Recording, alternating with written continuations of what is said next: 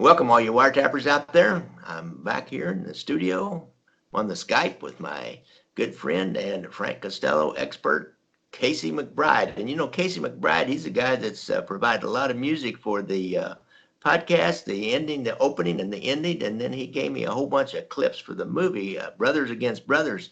And I tell you what, all I did was I sent him some little clips of something I liked, and then he retooled them a little bit and gave me some great music. So, Casey, I really appreciate what you've done for me there. Welcome. Oh, thanks for having me. It's my pleasure to do it. It's funny You know, when and you emailed me if I would be interested in talking about Frank Costello today. I'm like, is that ever a question? I knew that. I knew that. I was just being polite. You know, I'm kind of a Southerner at heart, and we're kind of extra polite. We're not like these dudes from up north. They don't go in and say, I'm going to call you and we're going to do this podcast. You got that? No, it's my pleasure. I always like doing this. It's great. I know you do. Well, we're here in the middle of this COVID-19 virus. I'm stuck at home. You're still able to go to work because you're in the medical profession. And like my social media marketer guy that helps me a lot with, different posts on the, made him an administrator for me, and he puts out a lot of he's great with putting out pictures of mob guys and things like that. Basil Tarabiche, I emailed him the other day or texted him, and we were going to do a podcast, and he was going to review a kind of a little known mob movie called what was that?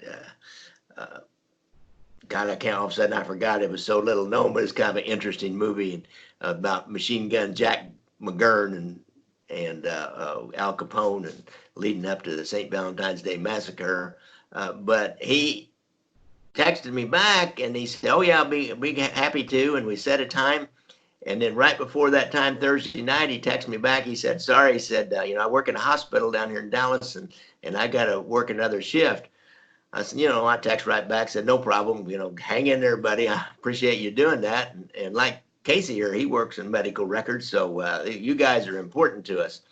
Well, Casey, the next morning, about 6 the next morning, I got another text from him. He said, "Well, I just got home." So he had worked almost 20 hours that day Oh, down man. there in that Dallas hospital. Yeah, those guys. So, man, Wow. they're on the front lines. You're more in the support capacity, but Yeah. I'm just sitting at home. I'm not doing anything. I feel that's why I'm putting out these extra podcasts. At least I can help entertain people. Yeah. I used to go out and help people on the streets and take those risks, but that time's done. So best I can do is give you a little extra entertainment, folks. Well, hey, that helps. Every little bit helps, man. Really. All right, we're going to talk about your favorite subject, Frank Costello, and folks, if you want to know more about Casey's work on Frank Costello, go to his Facebook page, Uncle Frank's Place, and also go to his website, which he updates constantly with fresh content on Frank Costello. Remind me the name of that. It's frankcostellohistory.com. All right, great. And there's a lot of interesting stories about Frank Costello. He was a hell of a guy, wasn't he? He was one of the original. He's an interesting dude, that's for sure. Yeah. And he was different than a lot of them. He was hooked in with Meyer Lansky and Lucky Luciano, and really the forming of the original commission when they took over from the Black Handers, killed off all those Black Handers. There was a lot of killing going on back in those days. Yeah, there was. He was more the brains behind all this. They can't say Meyer Lansky was, but Frank Costello on the Sicilian side and Italian side was a lot more the brains behind that, I would say, wouldn't you? Yeah, I think it was a good team effort actually there. When you think about Luciano, having surrounding himself with guys, that were going to give him good advice and help steer him in the right direction. In that world, at least, you couldn't do any better than Meyer Lansky and Frank Costello. I mean, you had two of the smartest guys in the business kind of backing you up there. So, that original kind of Luciano family, when you had Lucky sort of as the boss, you had Vita Genovese as the underboss, Frank Costello as the consigliere, and you had Meyer Lansky, kind of on the periphery there.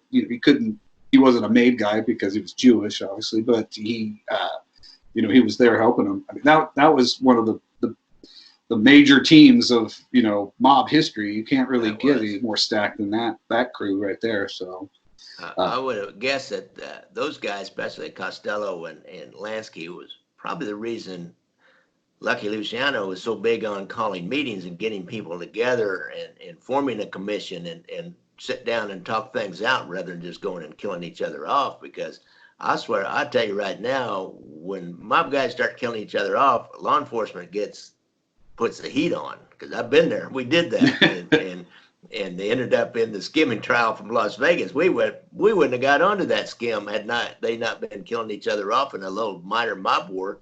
The one I talked about in Brothers Against Brothers, the most recent movie of mine, we wouldn't have been there. That little bug at the Villa Capri, made so famous in the movie Casino, would not have been in place more than likely. And look what happened.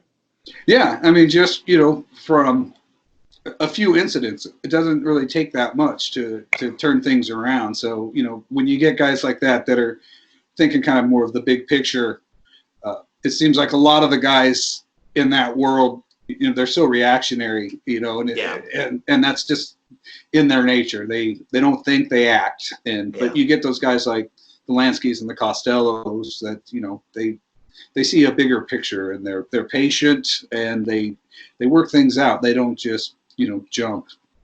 And another little known fact, I just did this series on the Pizza Connection, and I looked back into the relationship with the Sicilian Mafia and the American Mafia, and Lucky, we got deported after the war, was in Sicily, and he's really the reason that they started their own commission over there. They didn't have a commission before he got them together, and they formed their own commission over in Sicily. Now, it blew apart pretty quick because some of those people they were beasts, man. They were animals over there. I mean, they'll kill your whole family off, which when they did that, that caused the most famous Sicilian mob boss to come in and turn state's evidence ever, Tommaso Buscetta. They killed off his sons. They killed off, in-laws. They killed off people that are periphery in his family, even though they weren't involved in the business, because they were so afraid he was going to talk, which all it did was make him talk. He ended up meeting with the judge down there, Giovanni Falcone. So that was another direct result, bringing themselves down because of all their murder. Yeah, I think it's really interesting that the difference in the behavior between the American mob and the mob in Italy. That's fascinating.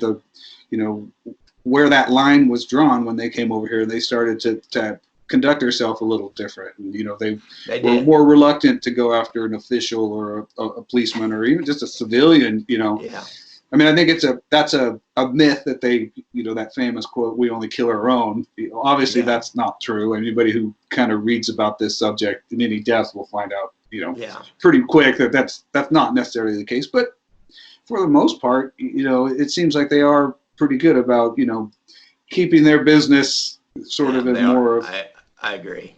But, been that way in Kansas City, at least in my experience. It never really harmed anybody outside and never harmed any policemen or police officials. Back in the 30s they did, but those guys were in bed with them anyhow. Same way in Chicago. Any policeman ever got hurt up in Chicago by the outfit, there was somebody that was in bed with them in some manner anyhow, like Richard Kane, people like that. So right, yeah.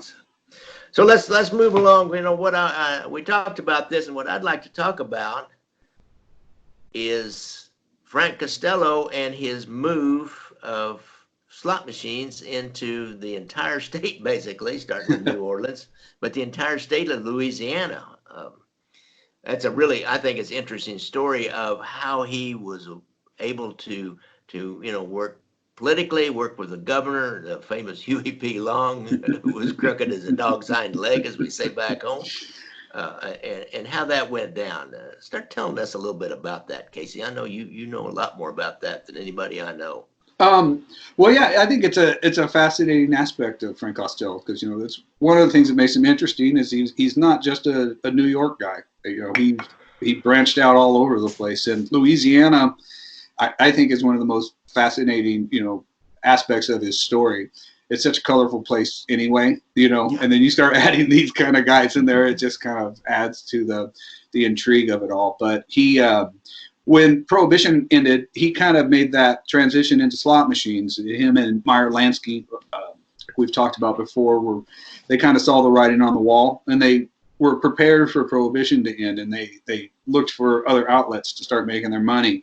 They went into the slot machine business, and they were very successful in New York for a while. They formed this company called the True Mint Company, and they devised a way around the law a little bit, where they would have slot machines that would give out mints most of the time, and then every once in a while they would actually pay out a little money too. But they were considered candy machines, so that was a way to kind of skirt around the law there for a while.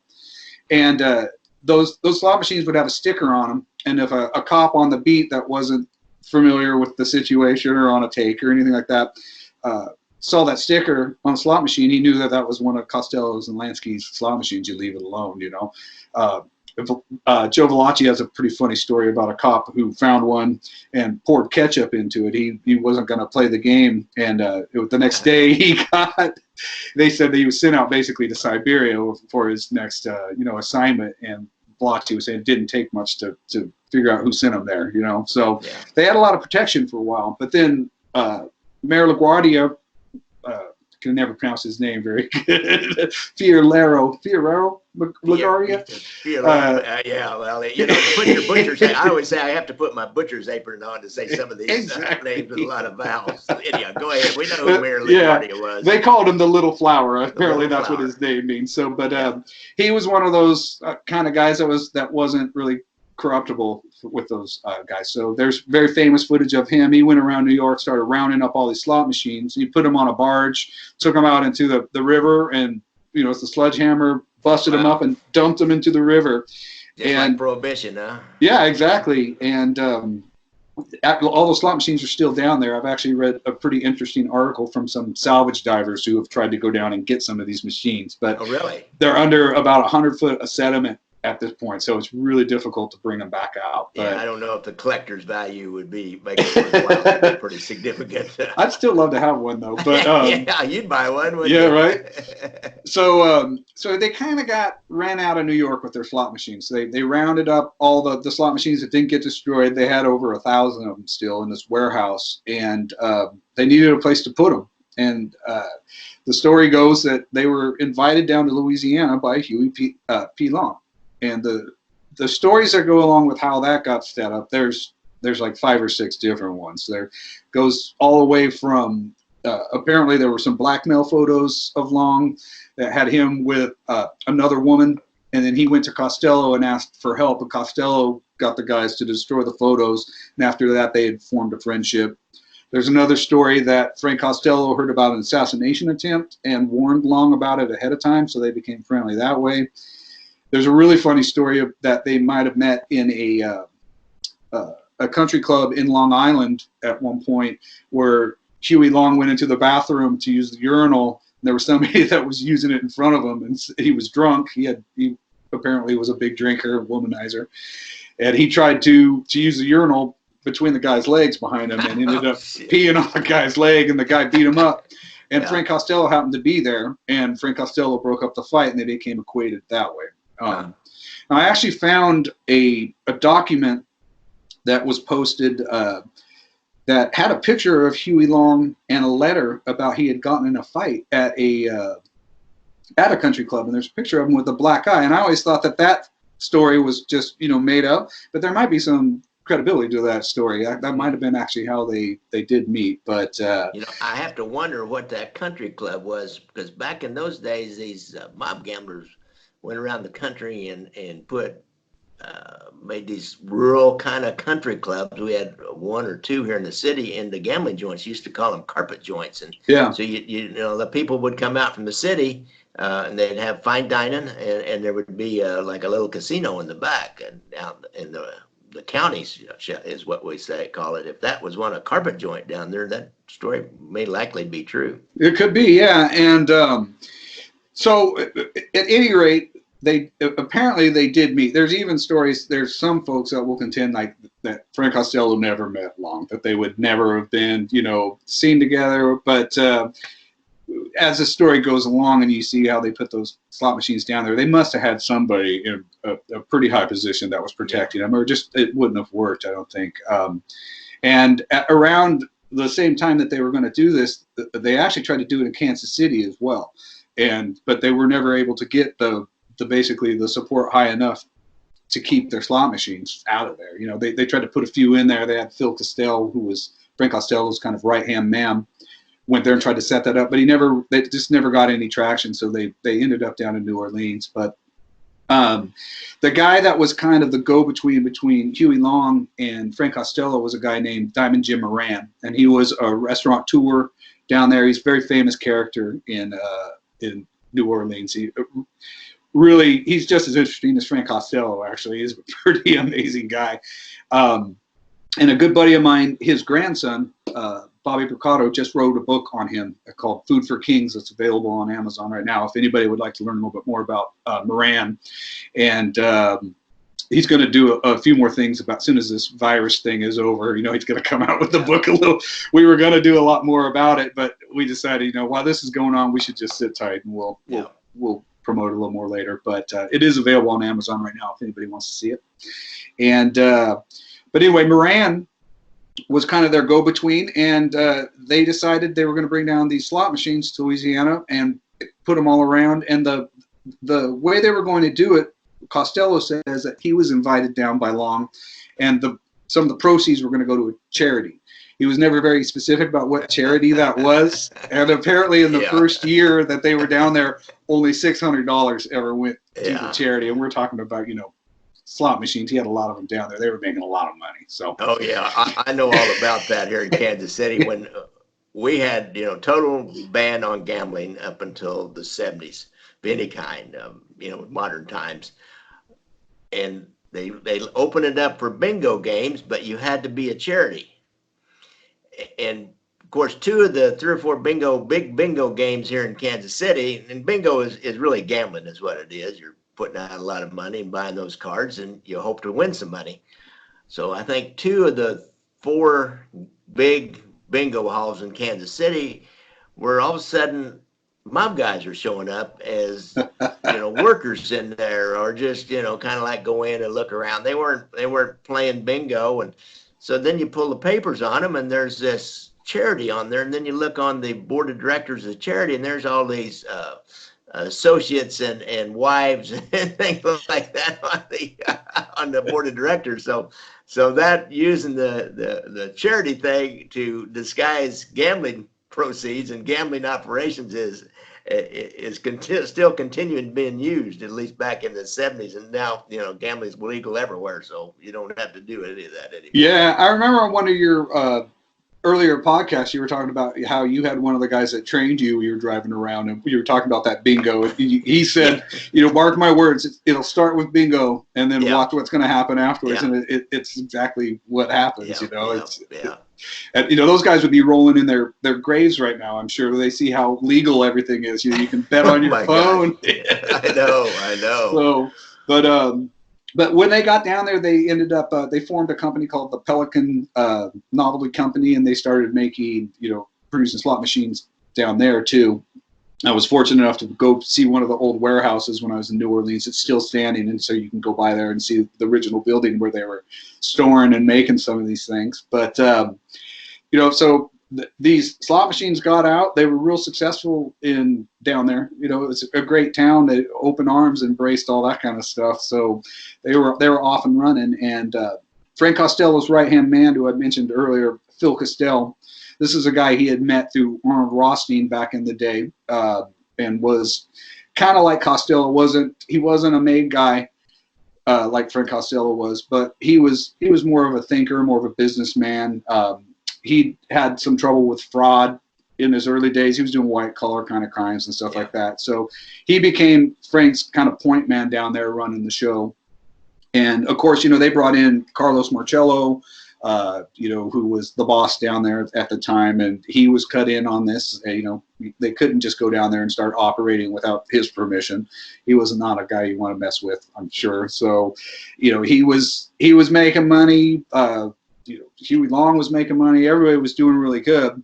But very shortly after they got down there and got up and running, Huey Long was assassinated in 1935. So that put kind of a kink in the chain for a little bit. And now that assassination, that had nothing to do with the mob or anything. If I remember right, it was Depends somebody on who was trying to get an office or something that was. Yeah, it depends on who you talk to. It's one of those things that's got controversy and mystery surrounding it. From here till tomorrow. One of the things I've read, Costello, one of his lawyers said that at one point Costello confided in him that because when they shot Long, he didn't die right away. He was rushed to the hospital. He was still alive for a while, and Frank apparently said, they could have saved him, but basically the doctors were given the order to let him go. So, and who knows how much of that is true. Yeah. All these stories, have 50 different versions of them. So, but it does kind of add to the intrigue of the whole thing. But after, he was assassinated, that it was a little bit more difficult. They had to find more people to corrupt. You got to keep so many people in on this to allow this to happen.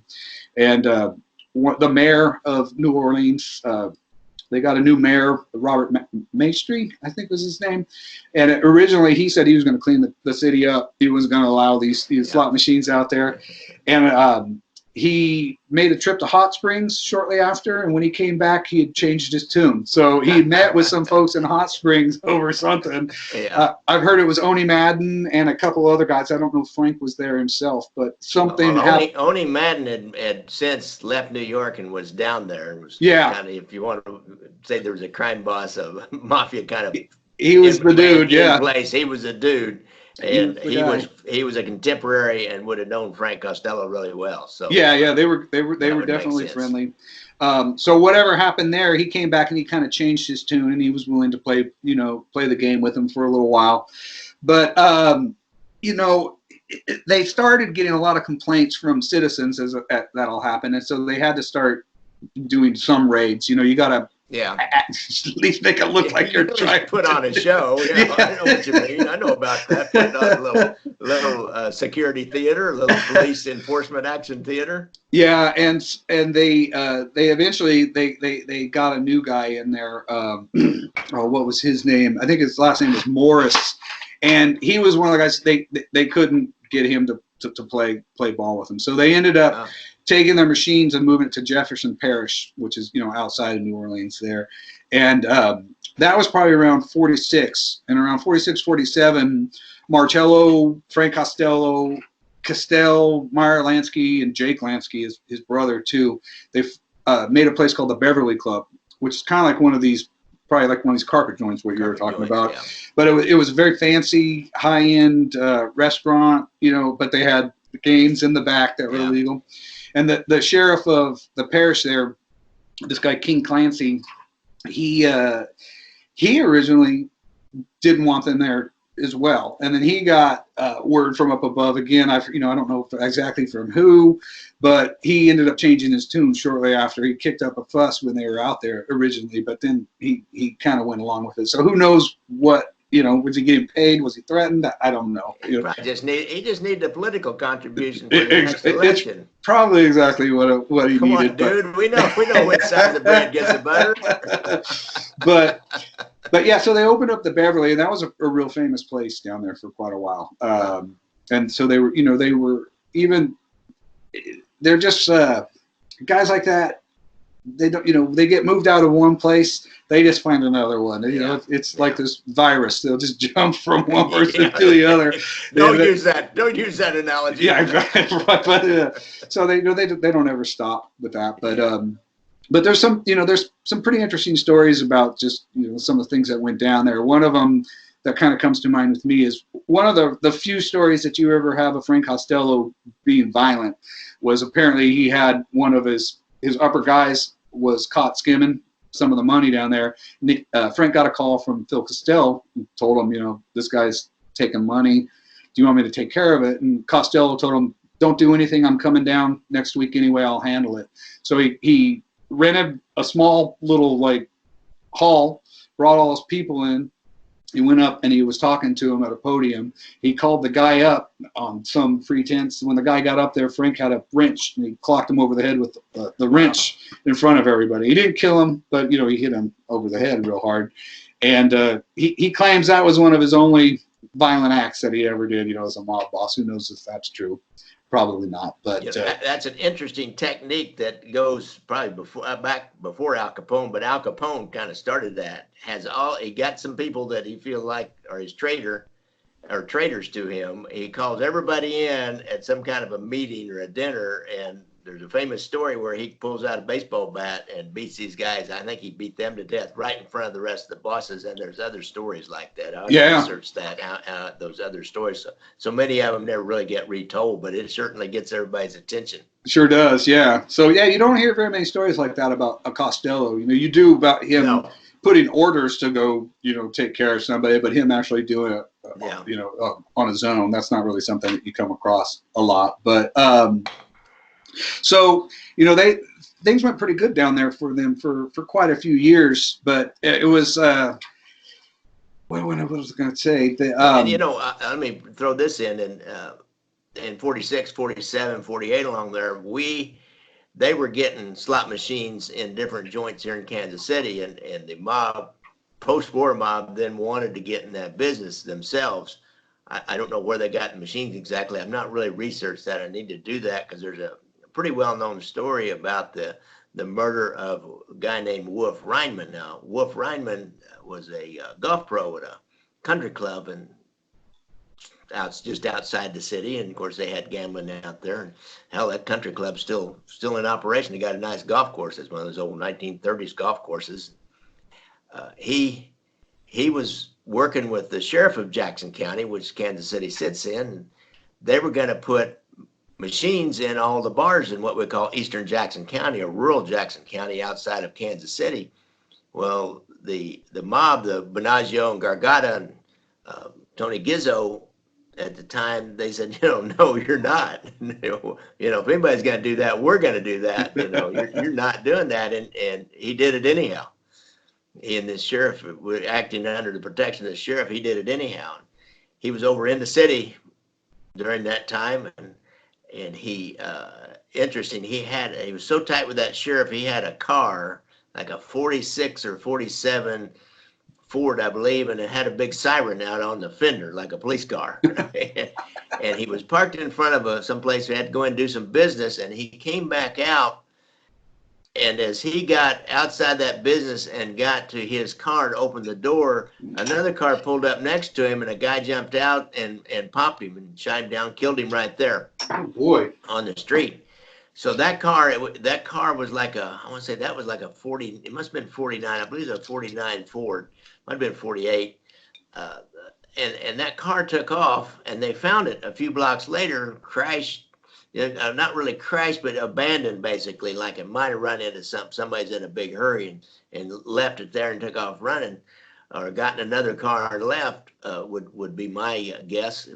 And so when they got that car in, they look at it, and it's got hidden compartments in it for guns, underneath the seat and up underneath the dash. And it was obvious, you know, they had kind of like a layout for a gun. The Chicago had one. They found one up in Chicago a few years later in the 60s with that same kind of a setup, hidden compartments in it for guns. And what made this really interesting is when they were showing pictures around, and we can't figure out why, but they were showing a picture of Milwaukee Phil Alderesio. No, I'll take that back. They were showing pictures around, and I still can't figure out how they got onto this name, but they were showing pictures around of Paul Ricca from Chicago. So right.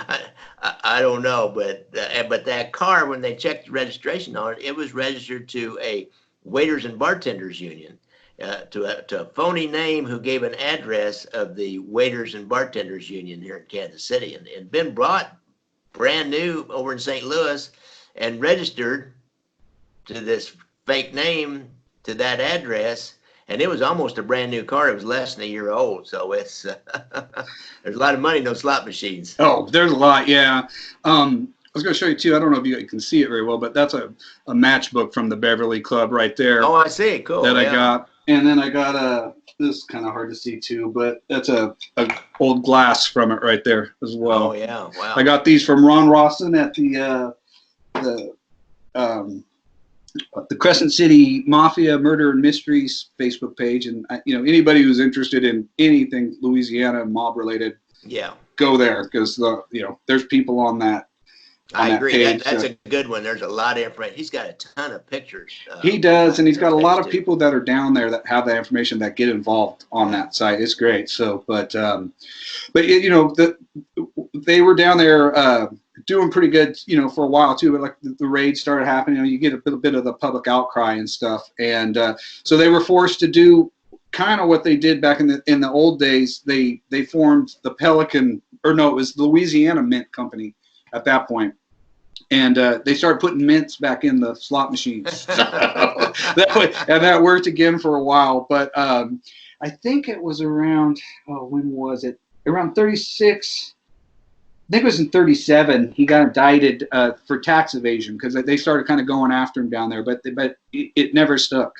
They got off, but they did have to go to court a few times over all this stuff and all the money that they were making. But as always, they squeaked by somehow right there, but so that Al Capone, again, they got him on tax evasion, so they did the same thing to one of our mob guys here in Kansas City on a state charge of tax evasion. It's always taxes. So once everybody learned about that, other law enforcement learned about that Al Capone thing, they started looking at that tax evasion thing. It worked though, didn't it? I mean, it's just that's just how they got them going. But back then they had to figure out ways to launder their money, which they did, of course. Yeah, and then around kind of the early 50s is really when they started kind of their involvement down there started to wane.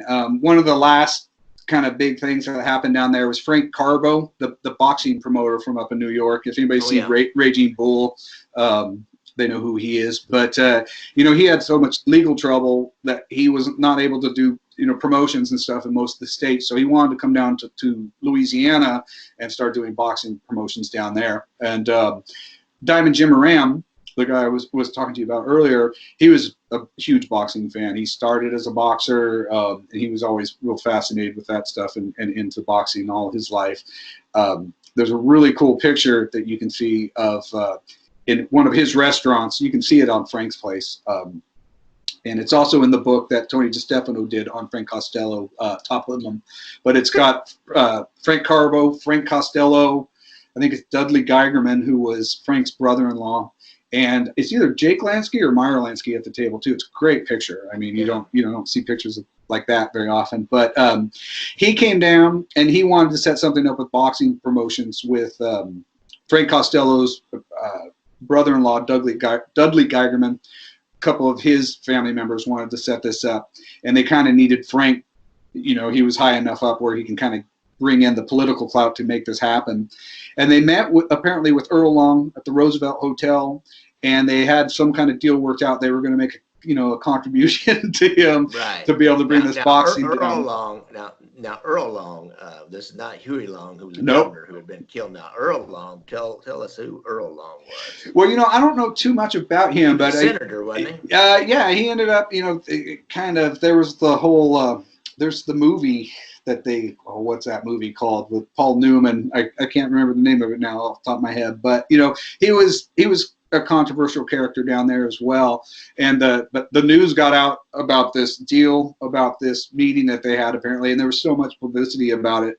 And this is right around 55, I think. Yeah. So Frank Costello had already gone through the Kefauver committee. He was world famous at this point. By this point, yeah. Yeah, as soon as that name came up, and this tended to happen with him a lot after that. The deal just fell through. And really, you don't hear too much more about him in the late 50s until, down in New Orleans anyway. And around the early 60s, his right-hand man, Phil Costello, Dandy Phil Costello, they called him, he ended up committing suicide. He had a lot of health problems. He had gone blind in one eye, and he knew he was waning, and he ended up committing suicide in his apartment in New Orleans. And that was kind of the end of Costello's, involvement down there. When he set up his businesses down there, though, he brought a lot of his family down there to run it. So there was kind of a big sort of, what would you call that? a lot of those guys that were in his family came down to run his stuff. He was real good about that, where he would bring his own people in to run his business. He wasn't always bringing in just mob guys to run his stuff. Like he had, people, they weren't made members of the mob or anything like that. They were just his family, and they were running his interests down there. And most of them have, it looks, have stayed down there. They're still down in New Orleans, and they've all become, they're not criminals. They're all law-abiding citizens that are involved in the community down there. And I've talked to quite a few of them. They're very nice. They're always kind of interested in Frank Costello, just like I am, and they've given me all sorts of great stories and stuff. But most of them I can't really tell. They don't, they're pretty hesitant about using their name or the stories. But there's a lot of them that are still down there that just kind of remained in New Orleans. Interesting. So, he had a big impact down there. Yeah, he did. It has a huge impact on that whole state. Back in the 30s, and then during the war, that was provided entertainment and yeah, I mean jobs and all that. We sometimes we think about just all the money that the mob guy made, but it provides a lot of jobs. It provides a service. Yeah, he. It's funny because when he had to get up on the stand and talk about what his involvement with a lot of these things down there were, on paper he was listed at the Beverly Club as the talent scout, and a lot of these clubs and stuff that he had. Yeah, I mean he was the guy. He claimed that he got a salary because he knew all these entertainers and things, and he would bring them down and he would vet them to see who was good, who was bad, and that's what he claimed his involvement with all this was he was just a talent scout. So I thought that was kind of funny. Then modern times, Joe Augusto and Lefty Rosenthal, they copied the same thing to give them access and a reason to be in the Tropicana and the Stardust. Yeah. Lefty even started his own TV show so he could was connected to the Stardust. Exactly. Now, Joe Augusto, he was supposedly the manager of the Folies Bergère. Right. They were just criminals. They didn't know anything about being dancing or talents, and that TV show that Rosenthal had was like, oh boy, he's no Johnny Carson. Yeah, it is funny though.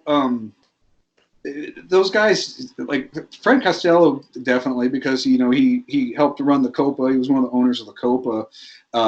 He knew a lot of entertainers, because of that. And so Joey Lewis, all sorts of people that he liked. He would always bring the entertainers he liked. They would come down to his club. I guess he actually got the chef from the Copa too. He kind of stole the chef from one of his clubs, and when they built the Beverly, he brought that guy down to the Beverly, and that guy took over down there too. So he was constantly grabbing people from his other places. And before I forget though, just kind of off the subject, but you mentioned this. Did you see the Tropicana is going to sell now? No, I hadn't seen that. Yeah, Larry Henry, our friend, he just posted something the other day. I guess it's up for sale. And that was Frank Costello. He's the guy who kind of started Tropicana. Him and Phil Costello. Yeah. Again, same group of guys. Or the guys that were sort of behind that. So yeah, that's the famous story when Frank Costello got shot and they were looking through his pockets.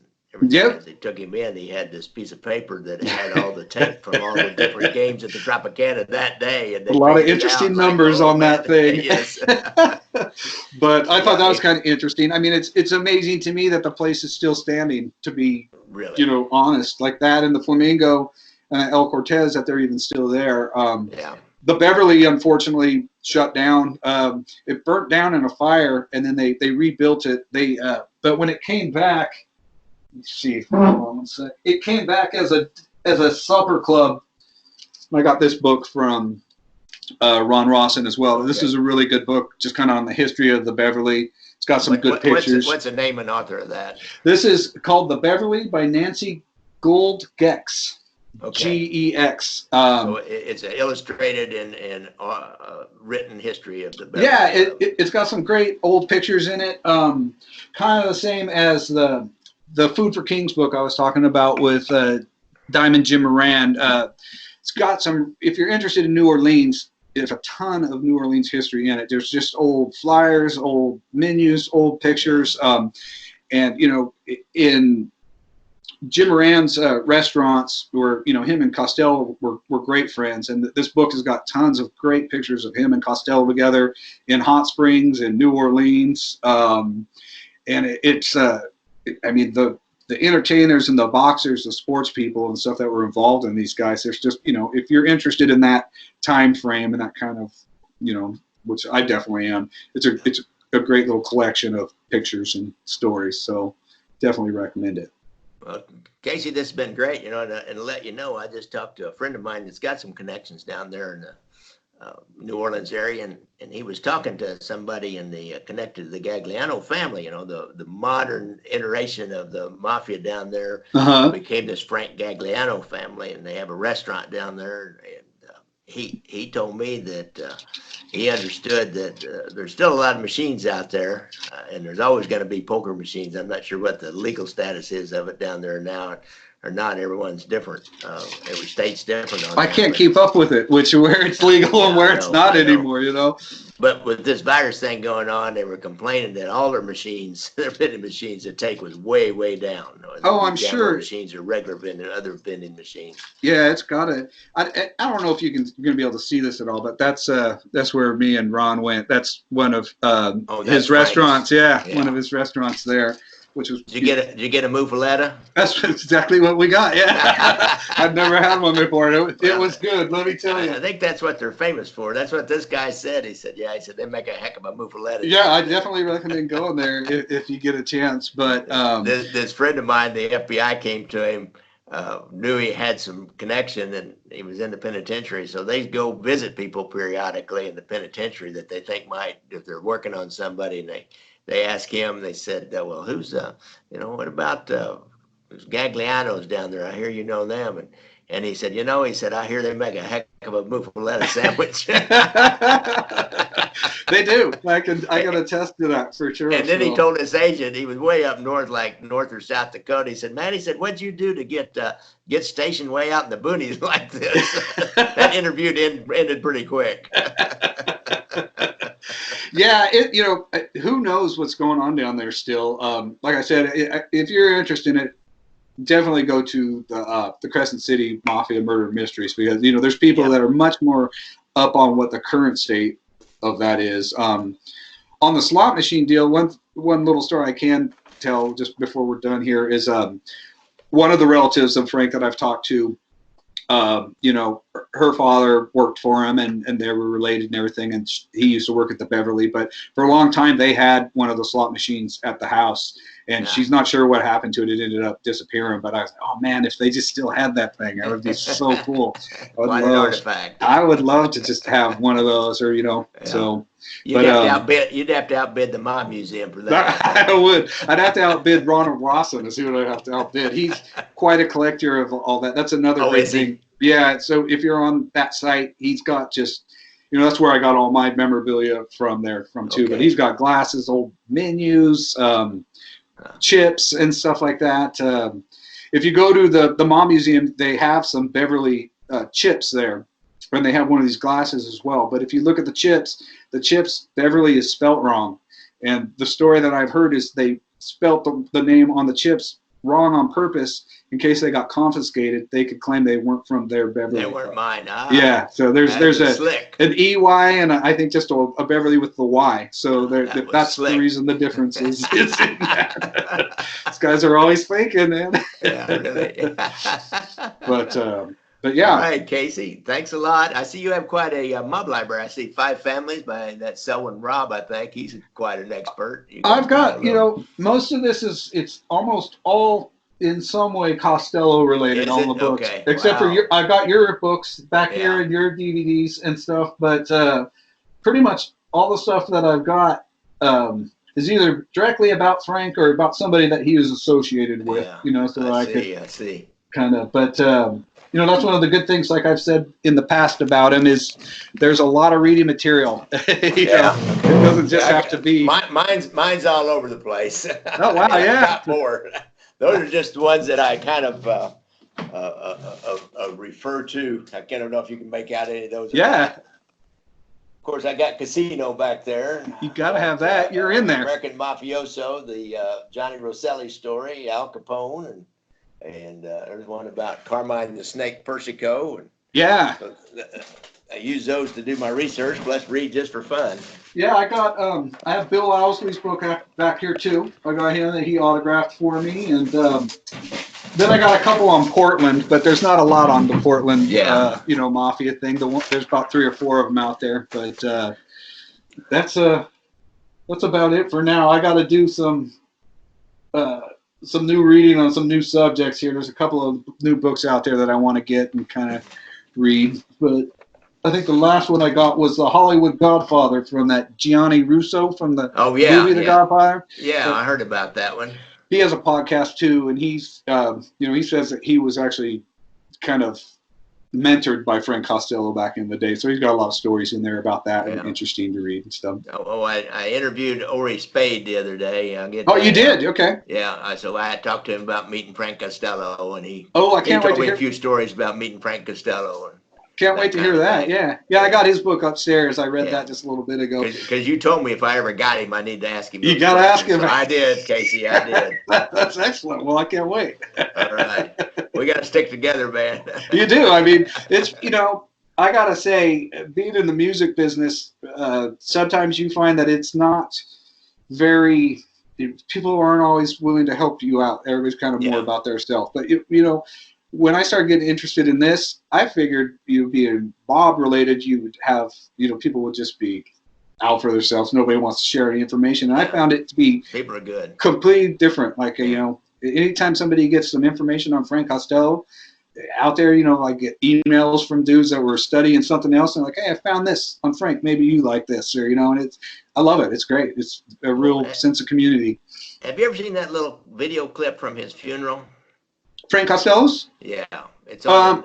There's an archives. I have to look it back up. I just saw it the other day. I figured you'd seen it. Yeah, I've seen a couple little bits of footage from it where they have like the casket coming out of the Frankie, that's funeral home and stuff like that. Short. Yeah. Okay. All right. But I thought about you, and then I figured that when we talked today, I'd make sure that you'd seen it. If not, I'd get you the link. See, that's a perfect example right there. Yeah, everybody's it's real nice. So. All right, let me finish this off. If you're a veteran and you believe you have problems that might be connected to PTSD that was connected to your service time, call the local vet center or the hospital in your area. Then there's a national hotline out there. It's 1-800-273-8255. And be sure and press 1 when they answer, or the machine answers if you're a vet. And if you're maybe a relative or you just want to know more yourself, you're not sure if you have PTSD or if any problems you have stem from PTSD, there's a great website out there by the VA. It's www.ptsd.va.gov. And this site has a lot of resources. So don't forget to hit me up on the Venmo app after this whole COVID virus thing's over. You don't really worry about me now. It's Gangland Wire. You got my movie you can rent. You want to be entertained besides the podcast, putting out these extra podcasts for $1.99. You can go watch Brothers Against Brothers on Amazon, and Gangland Wire on Amazon for the same price. I have my book out there, Leaving Vegas, How FBI Wiretaps Ended Mob Domination at Las Vegas Casinos. Got the Kansas City Mob Tour app, although I just got something from Apple the other day about some new stuff. I tell you what, it's hard to keep up with this thing sometimes. I can't either. I don't know. Anyhow, and like I told you, Casey, you guys, you see me posting during this time especially, you see me posting on my Facebook page a link to my podcast. Take that link and post it on other mob interest pages, because they stopped me after about 3 of them. They think it's spam. And I tried to appeal it, and I don't know, it just either wasn't taking appeals right then. I'll continue that up, but you're a Russian robot. Yeah, really. They think I'm a spammer, and I always post it on all the different mob websites. Usually when a new one comes up, I don't just inundate them with anything, but I try to post it when a new one comes up. There's about, how many different mob interest Facebook pages are there out there? I can't keep up. There's quite a few, but I try to pick out the bigger ones and the main ones. So if you guys would help me and post that, my social media marketer friend Basil Terabige is in the hospital 20 hours a day till this thing's over. So once again, Basil, we support you. we you're on the front lines now, dude, and we all appreciate it. All right, Casey, thanks a lot for being here. Do you have anything else to add? One last thing? I was just going to ask, any chance you might be going to Atlantic City in August for this mob movie con thing? Yeah, probably not. That doesn't really interest me particularly. Really? Well, you got a movie. You could sit at the booth and sell your movie or something. I know. I don't know. I struggle with those big conference things like that on what to do and who to talk to. I mean, it's okay. Maybe I will. You're going? Well, I'm going to go. You're gonna go I don't sure? know. I wasn't going to be able to go to the original one, and then this, the virus thing happened, and they had to postpone it. If they don't have to postpone this next one, I'm definitely going to go and spend a couple days in New York too with Mike Mafucci. We're going to go around a bunch of Costello sites, kind of like you've done, Gang 9 Wire YouTube videos. But I don't know what the NCS is going to be doing. If we end up being there for something and you can't make it, then maybe you can give me a couple books and I'll take them and some movies. Okay. And if we have some kind of a booth or something, all right, I'll watch over them for you. Maybe I will. Maybe I will. I first saw it and I thought, I don't know. I don't really want to do that. But who knows if it's even going to happen now? Now, everything's up in the air. Like I said about a bunch of guys coming to Kansas City trying to do a Mob World Summit. Finally had gotten enthused about it, and I figured out a place to do it. Really cool little Italian restaurant that I know the people at. They have an extra banquet room, and then this hit. And so like I told you, I talked to Larry Henry yesterday, and we're we know it's all up in the air. It's just in limbo now, yeah. We'll see how it goes. Yeah, I know, and we will. All right, Casey, thanks a lot. Good night. Great talking to you, Garrett. Okay, be safe. Okay, talk to you later.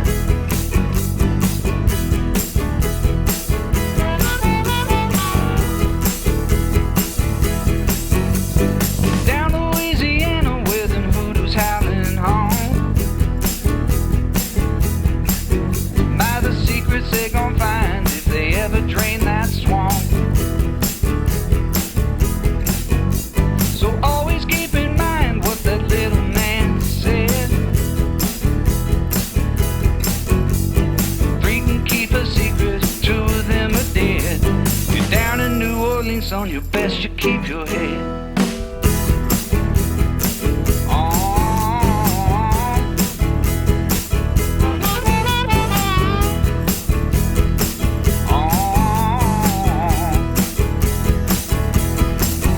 Like a bad moon rising on that cool green river. Them one-armed bandits made their promise, and boy, they delivered.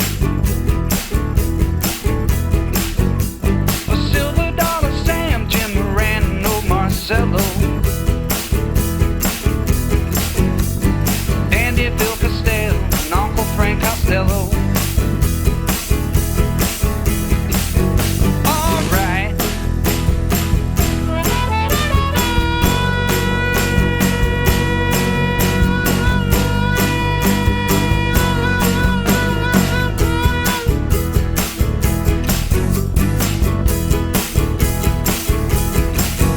In your fine Italian suit and alligator shoes,